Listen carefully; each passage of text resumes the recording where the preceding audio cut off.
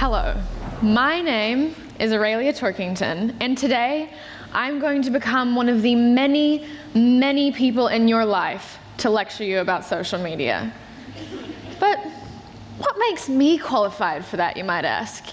And honestly, well, not a whole lot. I mean, come on, I'm not your angry parent or an uneducated guidance counselor, and I'm most definitely not a middle-aged woman named Linda who tells you to step into nature instead of going on Facebook.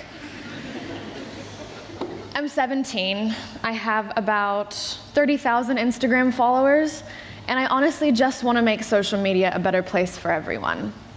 Now, as we know, social media isn't always the nicest place. In a study by the iSafe Foundation, they found that over half of teenagers have been cyberbullied. Heavy social media use can make you 13 to 66% more depressed, and over 47% of teenagers say that they are addicted to their phones. But come on, you already know this. I already know this, and I hate that I have to say it to you again. I mean, we all have some experience with the dark side of the web. It's kind of hard to avoid when you're a kid thrown headfirst into a different dimension that has very few rules or limitations. For example, when I was in year 7 and 8, there was a really harmful culture at my school surrounding self-harm that was primarily promoted through social media. My Instagram was just following self-harm accounts and thinspo and the cool popular girls at school, which, as you might imagine, was not great for my mental health. But on top of that, when I went to our school guidance counselor for help, he told me to spend less time on my phone, and he gave me a happy pebble, which I could channel my positive thoughts into. And when I felt down, I could rub it, and it would make me feel better. Needless to say, not very effective. So at the end of 2014, I went off the social media grid, and I started homeschooling. Now that was effective. I met my first girlfriend at a homeschooler's drama class, and she was someone quite involved with Instagram. She was really cool and aesthetic and everything I wanted to be, and she showed me a side of the internet that I had never seen before. I started sharing my art online and following other artists. I saw other cultures, and I learned about things that I never would have known otherwise. It was like a fresh start for me, and suddenly I didn't get mega depressed every time I looked at my phone. Now, I'm sorry, I don't know the science behind that, and I don't have the statistics. All I know is that is a feeling I want every one of you to experience. So the reason that I'm standing here in front of you today is because something has never sat right with me when we get taught about social media. In fact, it didn't click why until I was in a documentary about it, actually. These people, they interviewed me for 2 hours about my experiences online as a teenager. I told them about the good, and I told them about the bad. And honestly, most of it was me talking about how it helped me meet lifelong friends and get involved with social change and destigmatize my mental illness. And yet, when I watched the documentary a month later, there I was, on screen, talking only about how social media caused my depression, intercut with very graphic images of self-harm.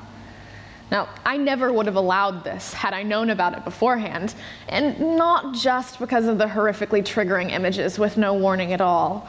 No, I was mad because these people obviously had a very set viewpoint on social media. They didn't like it, and they wanted to make a documentary telling people about how awful it is. But that's not what I believe. I made my views on positive social media use abundantly clear, but they chopped my words to fit their message and didn't think to tell me at any point during this whole process. I felt really violated, and I cried a lot. But after a little while, I was just angry and more motivated than ever. It had finally clicked why I was always so uneasy every time someone warned me about the dangers inside my phone. It's always older people or young entrepreneurs pandering to an older audience, and they never actually offer up a solution. It's like they give us the statistics, They tell us our phones are ruining us, and then period. But sometimes, if we're lucky, the older people might say that we should turn our phones off and go outside. And the young people might say that we should use social media solely to network for future job opportunities. But come on, that is rubbish. The relationships and interactions that happen online between teenagers have become quintessential to our social upbringing. And by that, I mean that abandoning social media entirely is somewhat impossible, just given how it shapes society today. I don't believe there is any way we can get rid of social media now. Not that we would want to. The platforms might change, the culture might evolve, but as a whole, this feels kind of permanent. So we should be less focused on picketing the witch and more focused on making sure this cool new technology is being used safely. And these solutions should cater to everyone. I'm talking about the overambitious business people, but I'm also talking about the makeup artists, and the regular artists, and the cheerleaders, and the horse girls, and the sneakerheads, and everyone else, not just one category. I remember when people would come in from outside of school with these 3-day program things about, let's say, street safety. And they would teach us stuff like, don't get in strange vans, don't walk alone at night, and don't give out your home address. We did ones on bullying too. Don't bully people. If someone bullies you, do this. If you see bullying happening, say something. I feel like we need something like that, but for social media. Something that is developed by a mix of young people and expert professionals, something that's taught in stages, beginning in primary school and continuing all throughout high school, something that's taught to parents as well, and most importantly, something that is taught by young people in an interactive and engaging way that isn't just, hey kids, grumpy cat meme ruffle lol, am I right? So what I have done is I've asked a lot of people on Instagram and a bunch of adults in real life about what they feel to be the most important issues with social media. And I've narrowed it down to these 3 umbrella terms. Firstly, cyber safety. Now, this doesn't mean not downloading viruses and having a password longer than 6 characters anymore. No, this encompasses meeting friends online who won't kidnap you, taking and sending nudes, and having an online presence that won't get you expelled from Harvard. Almost all of the friends I have, I met online. I'm open to meeting and befriending these cool people from the internet, but I'm really cautious about who I trust and the way in which I go about it. We should be teaching people the signs to look for to spot a catfish. How much information you can share with people you haven't met, both on public accounts and in private, and the precautions you need to take before you meet up with someone you met online. Also, adults hate to hear it, but nudes are a thing that happen. Pretty much everyone does it. So either we can leave teenagers to send them unsafely into whomever they choose, ultimately leading to revenge porn, or we could just teach them how to do it as safely as possible. Using a media like Snapchat that'll erase the image, vetting your partners so they won't spread your stuff around the school, not sending nudes to strangers, and most importantly, not sending unsolicited nudes to people who haven't directly expressed consent. Thanks. But finally, it's really nice that you can have fun online in a way that won't hinder your future job opportunities. But don't worry, this doesn't mean you have to use LinkedIn, I promise. It just means that if you have a public account or your coworkers or your friends, maybe don't post videos of the party you called in sick to attend. Oops. And watch your vocabulary on public photos and Facebook posts. So many people have told me to never post anything I wouldn't want my grandmother to see. But I've posted a lot of stuff I don't want my grandmother to see. I've just done it in places she doesn't have access to, and been really cautious about the divide between my public and my private life. So now we are on to the second umbrella, which is mental health.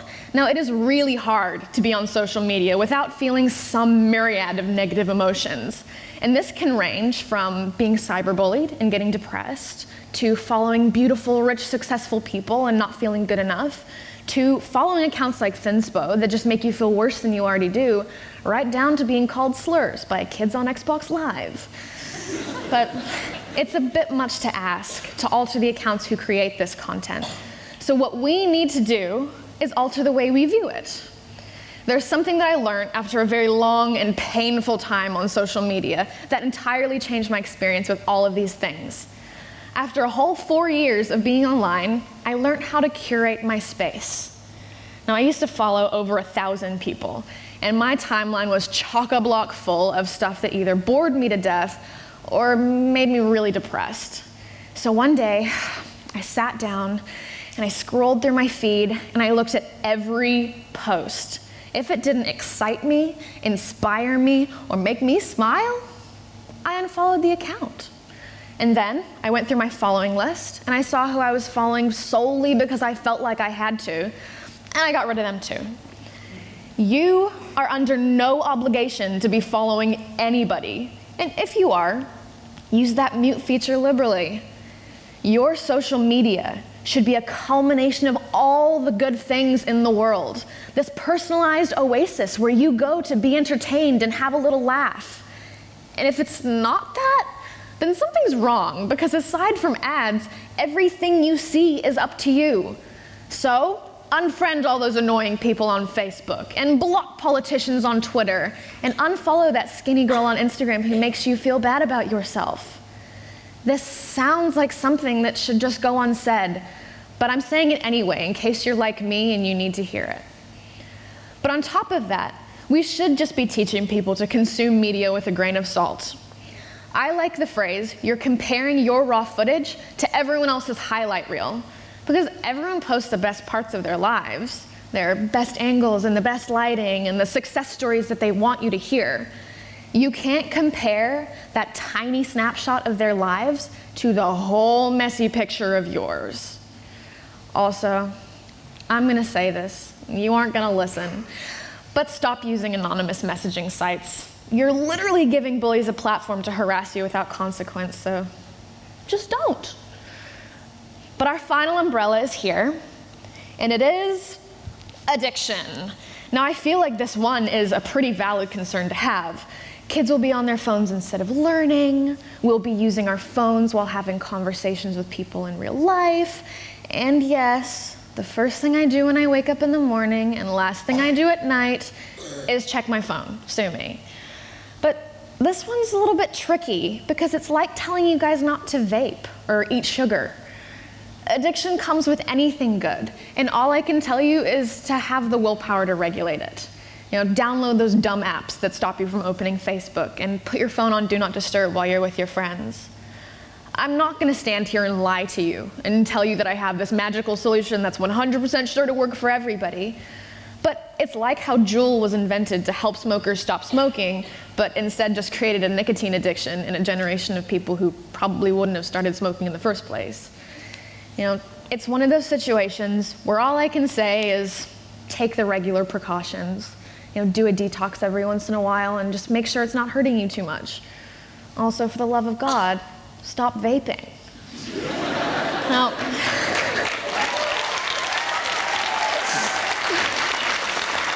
there are many, many more problems than the ones that I've just listed, I know, and I'm sure I'll be hearing all about those very soon. But with every problem is a solution, and I'm confident that we can find a solution for this that caters to almost everybody. Technology is scary, and it's developing really rapidly, but unless global warming kills us all in the next 18 months, it's gonna become a pretty integral part of our lives. So we should learn to work with it, use it for good, and not be afraid of change, because it's the only way we can grow. This view that social media is rotting teenagers' brains and needs to be eradicated is a common one, but I want to challenge that. And I want to show you that with the right education, we can use this cool new thing in a cool new way without running from it screaming. So if you think you can be helpful, or you just have something you want to say, then get in touch with me. I'm Spider Eli on Instagram, And if not, just hang out, and you'll hopefully be seeing me at your school very, very soon. We are the future.